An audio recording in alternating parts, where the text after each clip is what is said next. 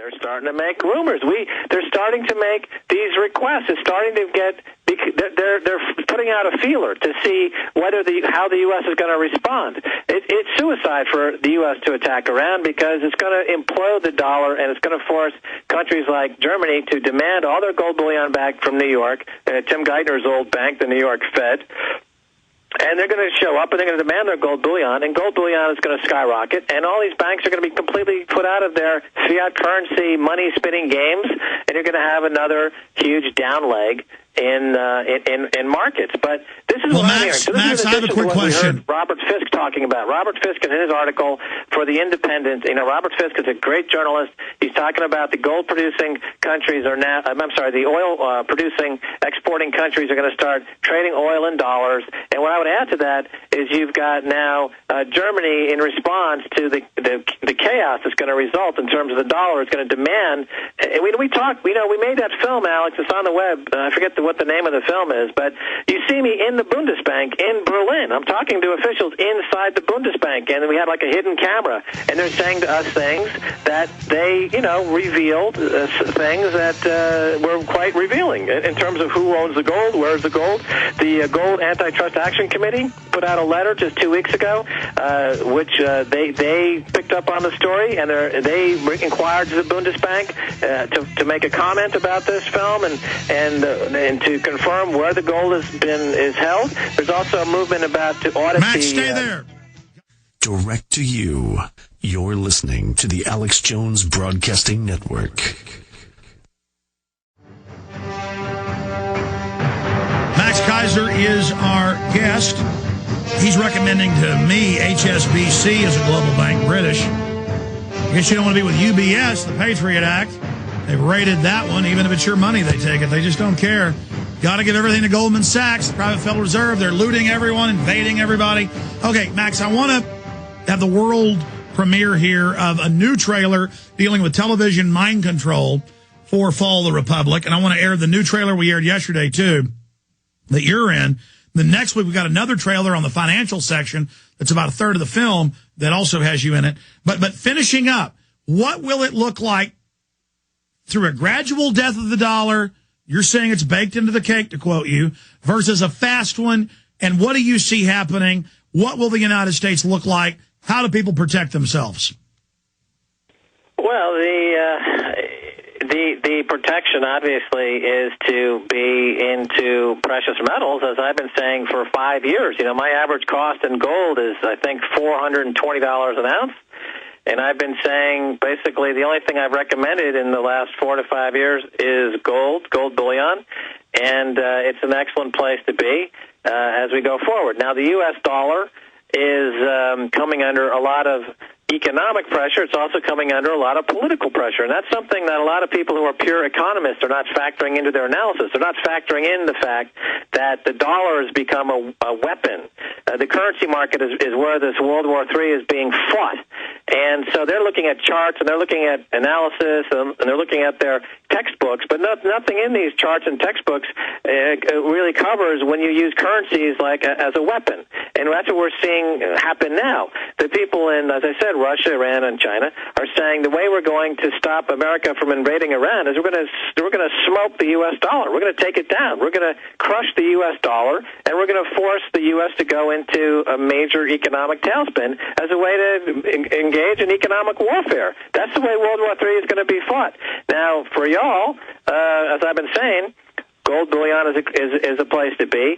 The dollar is, at the very least, it's going to be extremely volatile. You're just going to start to see 10, 20% moves it can be compressed into very short periods of time, and that's going to be very scary for people. But again, if you're defensive and you got some gold bullion, gold or silver bullion, you're going to have that's the place to be during this period of extreme volatility. And that the story is not different. The only thing different is that the timeline is being compressed, and things are happening a lot. Things are happening now. We're not talking about a concept that might happen in a few years. We're saying right now there are people.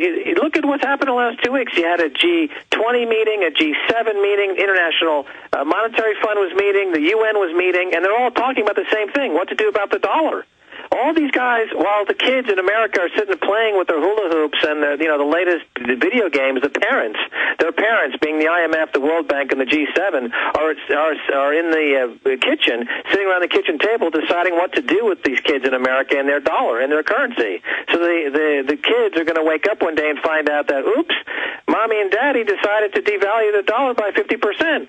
Oh, I guess that means everything is going to cost twice as much, and I guess we're now in the third world. Oh, okay. But they're making those decisions right now.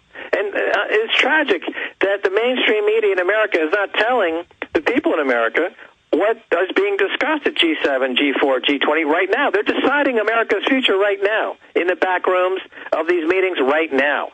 And obviously, with China, Iran, and Russia, they're not being coy about it. They're coming out there and they're saying, you know what? We're sick of you market manipulating folks in the U.S., and now, guns are drawn. We're going to start attacking this dollar, and we're going to start buying up gold aggressively. And Germany's caught in the middle, and they're saying, oh, my God, we've got like 3,000 tons of our gold in New York. We want it back. When Germany makes that announcement, gold's going to go to, it's going to have a huge move. By the way, let me just add this. CNBC is now predicting $2,000 an ounce gold, saying their charts show that. That's up on prisonplanet.com, one of the top stories.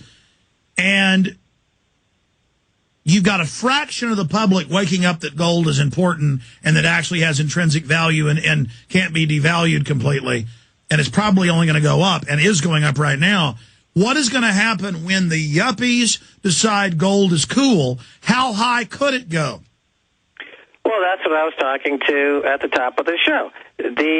If, in fact, the powers that be on Wall Street, Goldman Sachs and J.P. Morgan, if they figure out that the easiest bubble to try to inflate, to pay themselves huge Christmas bonuses this year or next year, if they decide it's gold, then it could go. Really, as we used to say in Wall Street, there is no top.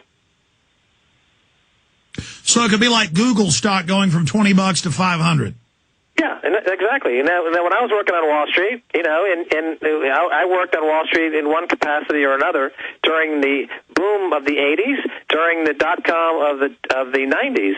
And, you had in the 90s the dot-com stocks that would go public at 16 and trade to 300.